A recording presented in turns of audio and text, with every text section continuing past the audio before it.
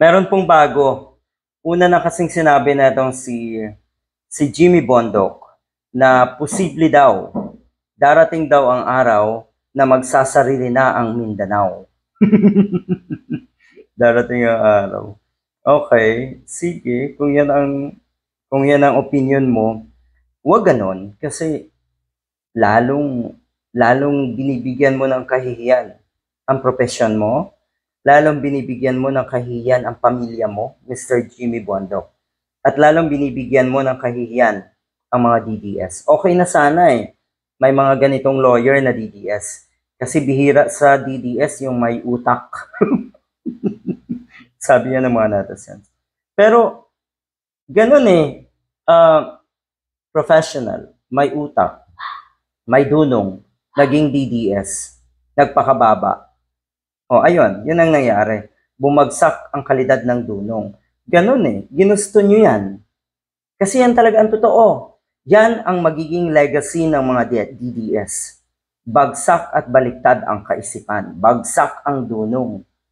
O ngayon naman, ang kanyang paliwanag, talaga daw na noon pa man ay nahahati na ang ating bansa sa dalawa. Sa ngayon, ang sinasabi niya, dahil daw hati daw ang ating bansa dahil nga sa dalawa daw na klase ng pamumuno. Ang pamumuno siguro ng mga Duterte ang tinutukoy nito at ang pamumuno ni PBBM. Ang gusto kasi netong mga ito, magkaroon ng monopolya sa klase ng pamumuno. Ang gusto nila, yung pamumuno na bulok at hindi makatuwiran netong mga Duterte. Yan ang gusto nyo. Gusto nyo, lahat ay sumang-ayon sa inyo. Gusto nyo, lahat ay makiisa sa inyo. Ang swerte nyo naman. Mahirap kayong pakibagayan dahil unang-una, halimbawa ang mga DDS, ang hinahangaan nila ay yung mga mamamatay tao, yung mga kriminal, yung mga taong sablay, yung mga taong may bad records, yung mga taong madalas ay nagmamarunong. Yan po ang hinahangaan ng mga DDS. At sa totoong buhay, hindi po kahanga-hanga yang mga yan.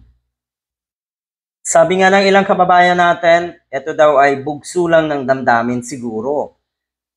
Kasi nga, tulirong-tulira na ang mga katulad ni Jimmy Bondoc. Kasi alam nila wala ng pag-asa si Digong na makabalik ng ating bansa. Ganito ang nangyari pagkatapos paglabas ng result or nung final na desisyon ng appeals chamber nga na huwag payagan for interim release atong si Digong. Yan po ang nangyari. Naging tuliro, naging aburido, at naging baliw lalo itong mga nasa paligid ni Digong.